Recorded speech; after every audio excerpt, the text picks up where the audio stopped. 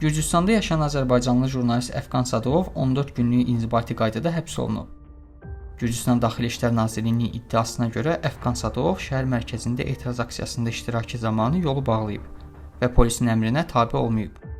Onun həyat yoldaşı Sevinç Sadıqova məhkəmə barədə bunlar deyib.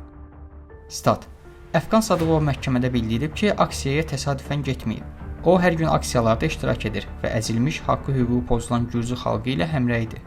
Daha sonra bildirib ki, ona 14 sutka yox, 1 il həbs cəzası da verilə bilərdi. Çünki azad olunduğu halda yenə Gürcü xalqının mövqeyini dəstəkləyəcək və xalqın yanında olacaq. Statın sonu. Proses zamanı İvanişvili qatildir, İvanişvili diktatordur şüarlarını səsləndirən jurnalist məhkəmə zalından çıxarılıb.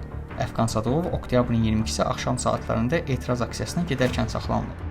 Gürcüstan Daxili İşlər Nazirliyinin məlumatına görə son 4 gündə 80-ə yaxın şəxs yolu bağlama ittihamı ilə həbs olunub.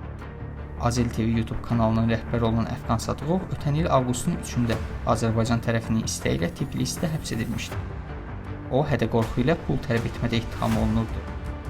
Azərbaycana ekstradisiyası gözlənilsə də Avropa Məhkəməsinin qərarından sonra onun həbsi girovla əvəz edilib və jurnalist aprelin 16-sında azadlığa buraxılıb.